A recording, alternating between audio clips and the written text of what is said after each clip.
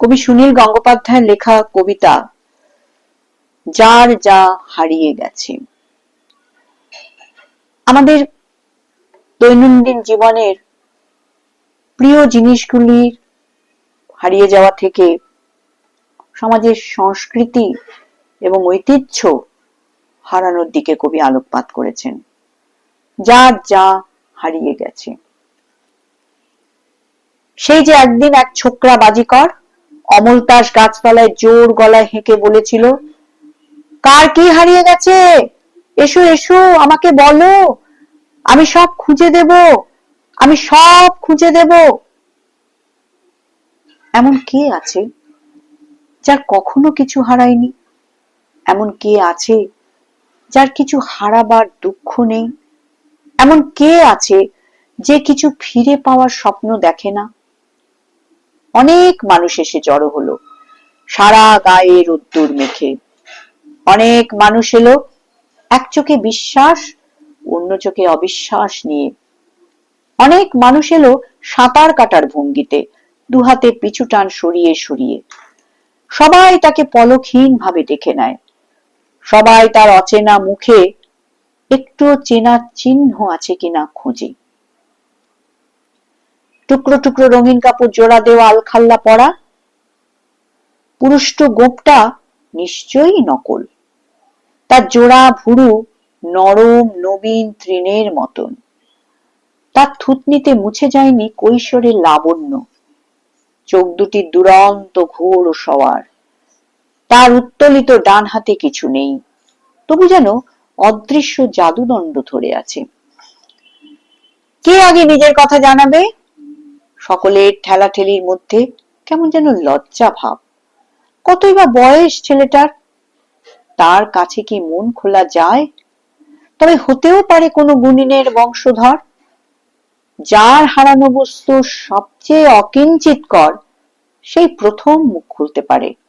মাঝবয়সী মুখে মেচেটা স্ত্রীলোকটি বলল, ওগো আমার একটা কাঁসার রেকাবি ঠাকুরের। তার কথা শেষ হলো না। জাদুকর তার হাতে পাঞ্জার বড়া ভয় দেখিয়ে বলল, জানি জানি, পাবে, ঠিক পেয়ে যাবে, 3 সত্যি। এরপর ফুটফাট বাজি ফোটার মতো শুরু হলো, আমার আংটি, আমার ফাঁদি নথ, আমার জলে ডোবা পেতলের ঘড়া, 3খানা 100 টাকার নোট, মায়ের ছবি। সে যদি নারী হতো তাহলে বলা যেত তার হাসি পূর্ণিমার আলোর মতন। সে পুরুষ, তাই তার হাসি যেন সদ্য ভাঙা নারকোলের ভেতরের শুভ্রতা। সেই হাসি দিয়ে সে সবাইকে বলতে লাগলো, পাবে, ঠিক পেয়ে যাবে, 3 সত্যি, 3 সত্যি। অনেকেই আশা করেছিল সে সাই বাবার মতো শূন্যে হাত ঘুরিয়ে তক্ষুনি তক্ষুনি এনে দেবে বাতাস থেকে হারিয়ে যাওয়ার সবকিছু। তবু তার 3 সত্যিতে এমন সরল সত্যের দৃঢ়তা যা মুখের উপর অস্বীকার করা যায় না। শূন্যতার মধ্যেও যেন ফুল ফুটছে, মেঘলা আকাশেও যেমন ঝিকমিক করে তারা। শুধু 2-3 জন দাঁড়িয়ে রইল একপাশে। তারা কিছুই জানালো না। তাদের যা হারিয়েছে তা জানাবার মতন ভাষা নেই। এ এমন এক নিঃস্বতা যে বস্তু বিশ্বের অন্য কিছুই তাদের মনে পড়ে না। তাদের নত চক্ষু মনে মনে কাঁদছে। কেউ অন্যদের দিকে তাকাচ্ছে না। পাশাপাশি দাঁড়িয়েও তারা একলা। তাদের প্রত্যেকের হারাবার বেদনার নিজস্ব তীব্রতা এক নয়, তাদের কান্নাও আলাদা। বাজিকরটি আর সবাইকে ফিরিয়ে দিয়েছে দৃষ্টি, প্রত্যেককে দিয়েছে 3 সত্যি। এই ছোট দলটির দিকে সে চেয়ে রইল একটুক্ষণ। এদের কোনো দাবি নেই, এদের কান্নাও সে শুনতে পায়নি। তবু বুঝতে তার দেরি হলো না। তার মুখের হাসি অন্ধকার হয়ে গেল। নেমে এলো ডান হাত। আর সে 3 সত্যি বলতে পারল না। বিকেল ফুরিয়ে গেছে, রাত্রি আসছে অন্য দেশ থেকে। মানুষেরা ঘরে ফিরবে। গোধূলিতে শোনা যাবে যাই যাই মৃদু ফিসফিসানি, অনেকেই চায়, তবু ছোকরাটি কারুর বাড়িতে আশ্রয় নেবে না। কোন গৃহস্থের বাড়ির শয্যা পাতা তার নাকি গুরুর নিষেধ। সে অন্ন নেবে না, ফলমূল নেবে না, কোনো দক্ষিণাও চায় না। তবু কেন সে মানুষের হারিয়ে যাওয়া সবকিছু উদ্ধার করতে এসেছে? মন্ত্রতন্ত্রও কিছু শোনায়নি, কোন সাহসে তিন সত্যি উচ্চারণ করলো এতবার? যে কিছুই চায় না, সে কেন মানুষকে কিছু দেবে? এ কোন আজব প্রাণী? সে কি এই পৃথিবীর নয়? তার খিদে তেষ্টাও নেই, সে শুয়ে থাকবে আকাশের নিচে। সে কোথা থেকে কেনই বা এলো, কেউ কিছুই বুঝলো না, এবং পরদিন সকালে সে অদৃশ্য হয়ে গেল। তবে কি সত্যই অলীক, দৈবী মায়া?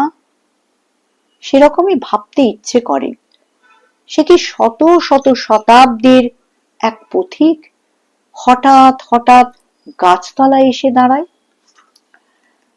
দু একদিনের মধ্যেই কেউ পুকুর ঘাটে ফিরে পেল রেকাবি, কারো মায়ের ছবি উদ্ধার হলো ইঁদুরের গর্ত থেকে।